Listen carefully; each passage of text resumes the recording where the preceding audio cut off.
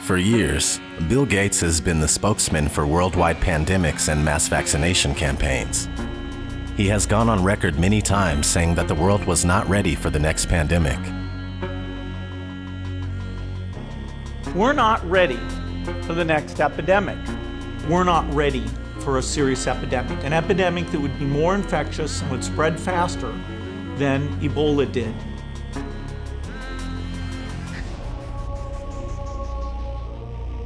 In October 2019, just a couple months before the arrival of COVID-19, the Bill and Melinda Gates Foundation, in cooperation with the Johns Hopkins Center for Health Security and the World Economic Forum, hosted Event 201, a 3.5-hour tabletop exercise that simulated a series of dramatic scenarios relating to a hypothetical pandemic. Strangely enough, this exercise was about a novel coronavirus that would kill millions. Nearly 8 weeks after the simulation, an outbreak of a novel coronavirus turned into a reality in China. At least, that's what we're told. This led some media outlets to putting out stories about how the exercise actually predicted the spread of COVID-19. In response to these stories, an official statement was published on the Event 201 website. In October 2019, the Johns Hopkins Center for Health Security hosted a pandemic tabletop exercise called Event 201 with partners the World Economic Forum and the Bill and Melinda Gates Foundation. Recently, the Center for Health Security has received questions about whether that pandemic exercise predicted the current novel coronavirus outbreak in China. To be clear, the Center for Health Security and partners did not make a prediction during our tabletop exercise. For the scenario, we modeled a fictional coronavirus pandemic, but we explicitly stated that it was not a prediction. Instead, the exercise served to highlight preparedness and response challenges that would likely arise in a very severe pandemic. We are not now predicting that the novel coronavirus 2019 outbreak will kill 65 million people. Although our tabletop exercise included a mock novel coronavirus, the inputs we used for modeling the potential impact of that fictional virus are not similar to the novel coronavirus 2019. On March 13th, about a day after the world began locking down due to the virus, Bill Gates stepped down from the public board of Microsoft to dedicate more time to the philanthropic properties including global health and development, education, and my increasing engagement in tackling climate change. Co-founder Bill Gates is going to be stepping down from the company's board of directors. As the pandemic swept across the earth, Gates has been elevated to a status of supreme authority for the pandemic crisis, appearing all over mass media to share his views and recommendations.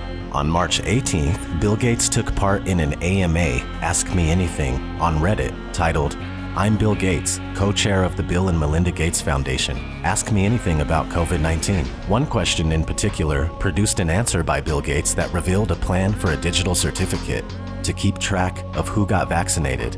A Reddit user named Remote Controlled User asked this question: what changes are we going to have to make to how businesses operate to maintain our economy while providing social distancing? Bill Gates' answer? The question of which businesses should keep going is tricky. Certainly food supply and the health system. We still need water, electricity, and the internet. Supply chains for critical things need to be maintained. Countries are still figuring out what to keep running.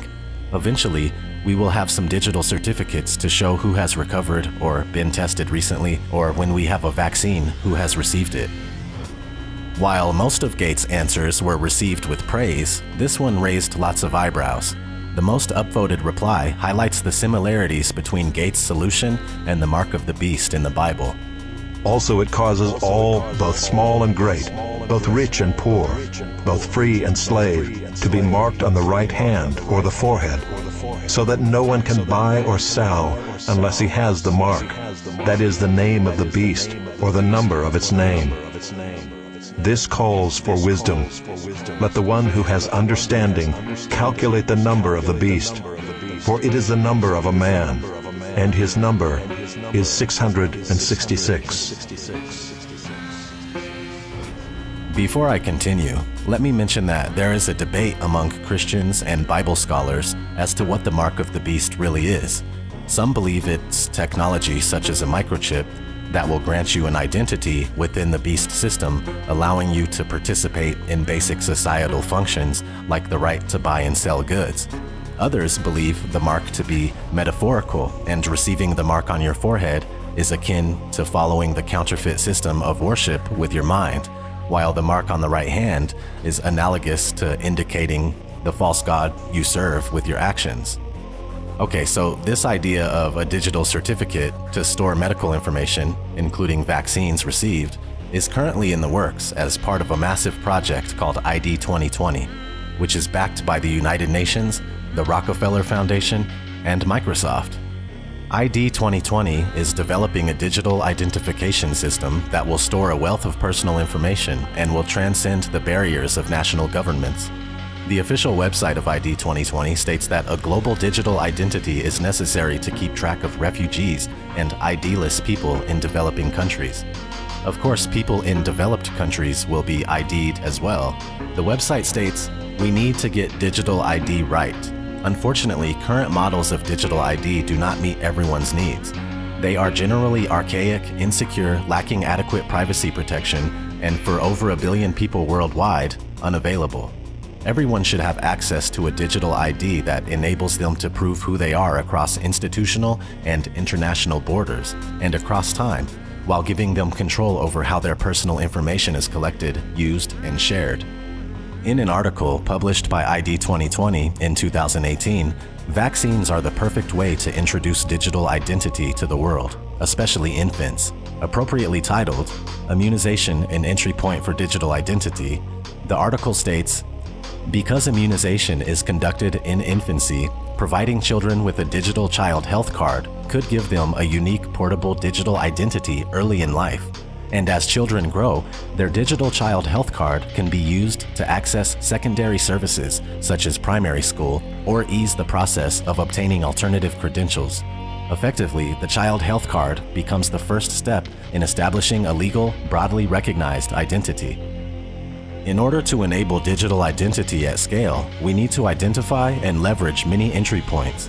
Immunization service delivery presents a tremendous opportunity to provide children with a durable, portable, and secure digital identity early in life, enabling access to a wider range of social services while also improving access to the health interventions all children need and deserve.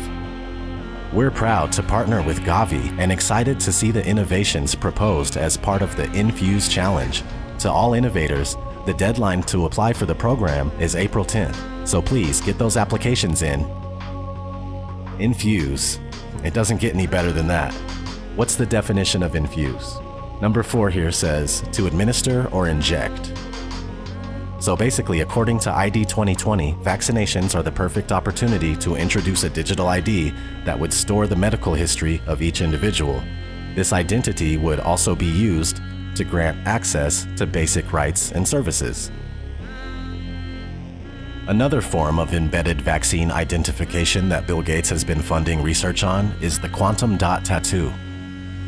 In December 2019, a group of researchers at MIT published a study in Science Translational Medicine about the use of quantum dot tattoos to identify people who received a vaccine. An article in Futurism titled, "An Invisible Quantum Dot Tattoo Could Be Used to ID Vaccinated Kids," reviewed this study. For the people overseeing nationwide vaccination initiatives in developing countries, keeping track of who had which vaccinations and when can be a tough task, but researchers from MIT might have a solution. They've created an ink that can be safely embedded in the skin alongside the vaccine itself, and it's only visible using a special smartphone camera app and filter. In other words, they've found a covert way to embed the record of a vaccination directly in the patient's skin rather than documenting it electronically or on paper, and their low-risk tracking system could greatly simplify the process of maintaining accurate vaccine records, especially on a larger scale. The invisible tattoo accompanying the vaccine is a pattern made up of minuscule quantum dots, tiny semiconducting crystals that reflect light, that glow under infrared light. The pattern and vaccine gets delivered into the skin using high-tech dissolvable microneedles made of a mixture of polymers and sugar. It's possible someday that this invisible approach could create new possibilities for data storage, biosensing, and vaccine applications that could improve how medical care is provided, particularly in the developing world. Everything happening at the moment seems to be multifaceted, facilitating the advancement of many different agendas, namely the deliberate crashing of the economy and the expansion of power for the psychopathic elite. According to this article, former UK Prime Minister and key Bilderberg meeting attendee, Gordon Brown has called on the world leaders to form a temporary global government in response to the coronavirus pandemic. So obviously there's a push for a one world order. Nothing new there. But check this out. Earlier I briefly mentioned how the Rockefeller Foundation is a financial backer of Project ID 2020. The Rockefeller Foundation published a report called Scenarios for the Future of Technology and International Development. It's a scenario planning exercise that goes over hypothetical crisis situations, and one of them is a global pandemic. One of the 4 narratives in the book is titled Lockstep, subtitled A World of Tighter Top-Down Government Control and More Authoritarian Leadership with Limited Innovation and Growing Citizen Pushback. I'm going to read some of this, but keep in mind that this was published in 2010, so obviously it was written in the same year or even earlier.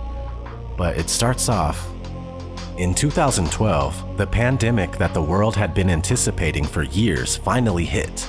Unlike 2009's H1N1, this new influenza strain originating from wild geese was extremely virulent and deadly. Even the most pandemic-prepared nations were quickly overwhelmed when the virus streaked around the world, infecting nearly 20% of the global population and killing 8 million in just 7 months. The majority of them healthy young adults. The pandemic also had a deadly effect on economies. International mobility of both people and goods screeched to a halt, debilitating industries like tourism and breaking global supply chains. Even locally, normally bustling shops and office buildings sat empty for months, devoid of both employees and customers. The pandemic blanketed the planet. Though disproportionate numbers died in Africa, Southeast Asia, and Central America, where the virus spread like wildfire in the absence of official containment protocols. But even in developed countries, containment was a challenge. The United States' initial policy of strongly discouraging citizens from flying proved deadly in its leniency, accelerating the spread of the virus, not just within the US, but across borders. However, a few countries did fare better. China in particular, the Chinese government's quick imposition and enforcement of mandatory quarantine for all citizens, as well as its instant and near hermetic sealing off of all borders, saved millions of lives, stopping the spread of the virus far earlier than in other countries and enabling a swifter post-pandemic recovery. China's government was not the only one that took extreme measures to protect its citizens from risk and exposure. During the pandemic, national leaders around the world flexed their authority and imposed airtight rules and restrictions, from the mandatory wearing of face masks to body temperature checks at the entries to communal spaces like train stations and supermarkets. Even after the pandemic faded, this more authoritarian control and oversight of citizens and their activities stuck and even intensified. In order to protect themselves from the spread of increasingly global problems, from pandemics and transnational terrorism to environmental crises and rising poverty, leaders around the world took a firmer grip on power. Okay, I'll stop there. You get the point, I'm sure. This is near perfect in describing what's taking place right now. I'll link this PDF in the description for you guys. Another interesting book I found is called Microelectronics and Society, For Better or For Worse, a report to the Club of Rome. And this was published in 1982. It basically records the evolution of computer technology and has some very interesting things about the coming state of a cashless society. Let's read a couple parts. The concentration of activities around the computer will tend to immobilize the family, just as the TV does in many instances today, but much more so. This picture is the vision of the wired society, the cashless society, but not, we must hope, the alienated society, in which voting in elections and collective decision-making possibilities are available from the armchair at home, but not used. I thought that was wild to read from a book that was published in 1982. Also, there's this. The unique characteristics of these systems make the application of existing consumer protection laws unclear, leaving the rights and liabilities of users undefined. Regulation E, Electronic Funds Transfer 1980 of the Board of Governors of the Federal Reserve System, from which the above was quoted, was designed to react to that concern. With the advent of videotex terminals in the home and the generalization of such systems, the terms relating to transactions need to be explicit. The move to the cashless society seems inevitable, given the technological push provided by microelectronics and the significant cost advantages associated with the transfer of funds electronically. The Club of Rome is a powerful collection of international elites who claim to serve humanity as a premier environmental think tank and consultants to the United Nations. Here's a quote from a book written by the club's co-founder.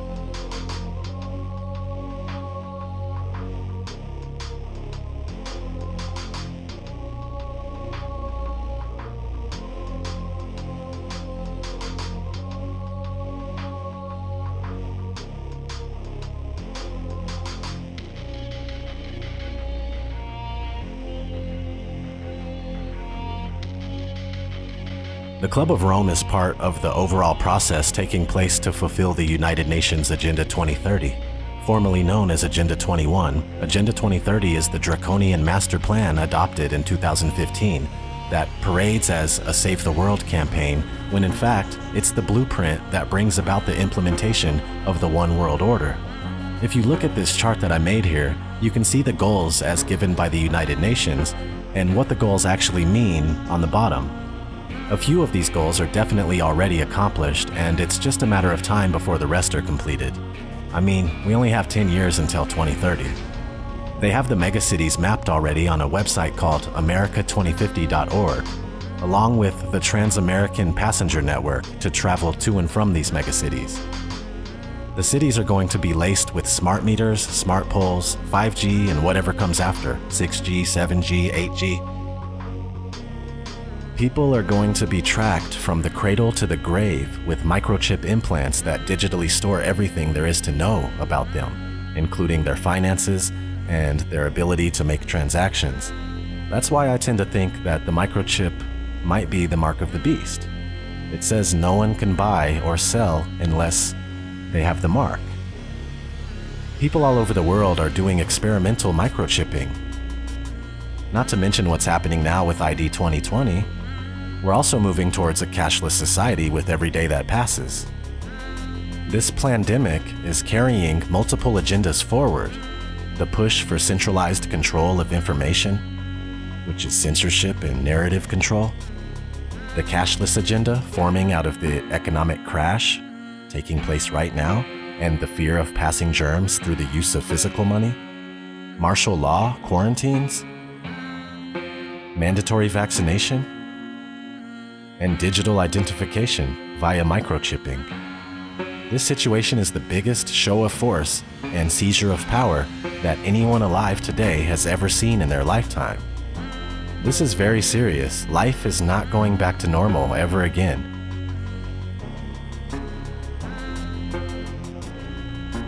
It truly is the end of the world as we know it. We need to take a stand. Refuse forced vaccines. Destroy 5G technology any chance we get, and don't let them fill you up with fear. From what I gather, they lose in the end anyway. You know, I really hope that's true. And this life is only temporary, so don't be scared. Be strong and stand up for yourselves. I know one thing for sure, I'll die or be thrown in a FEMA camp, or worse, before going along with what they're doing right now. Maybe you should consider doing the same thing. This has been ODD. Never sleep again, my friends. Take care.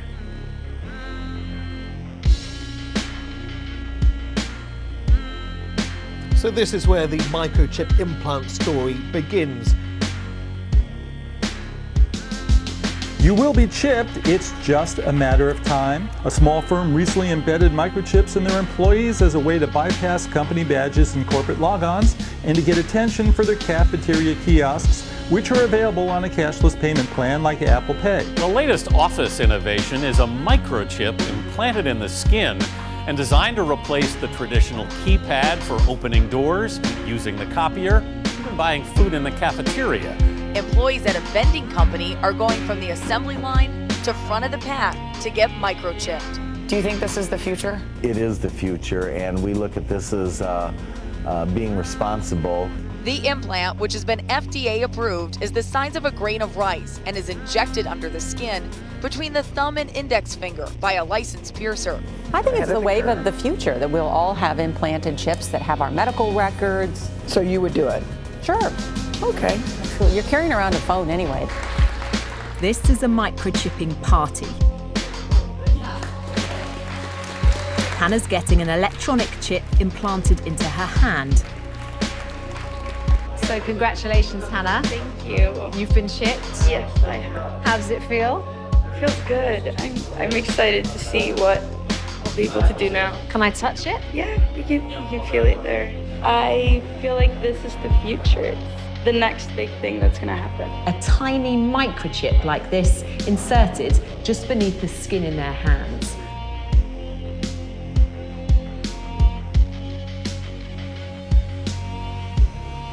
This technology will, one day, change the way we live.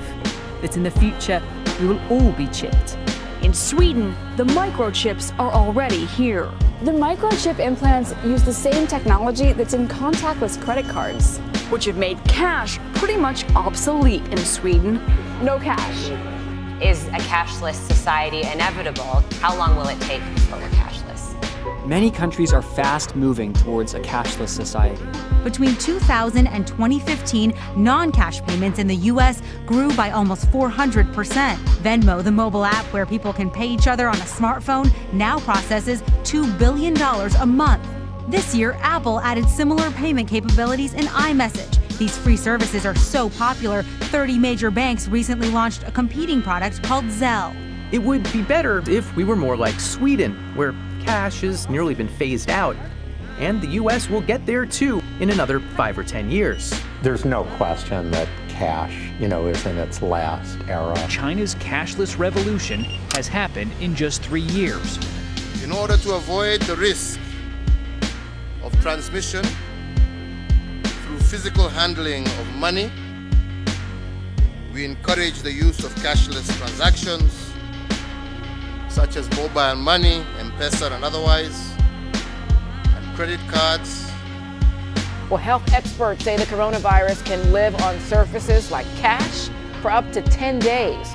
That has many people worried about shopping and other everyday tasks. The standard narrative in society is that cashless. The biblical entry point for any discussion of the one world economic system, a cashless society, an end-time prophecy, is Revelation 13:16-18. The Bible clearly links the global mark of the beast system with the emergence of a cashless society. One world government, a new global economy ruled by one man is coming. A banking overlord is coming. And he'll have a solution that everyone will indeed, quote, bow down to, end quote, and he's called Antichrist. And he will have his mark. He will do this for increased control of commerce. It will be perfect and complete control. His economic policy is very simple. Take my mark and worship me or starve. No mark, no merchandise.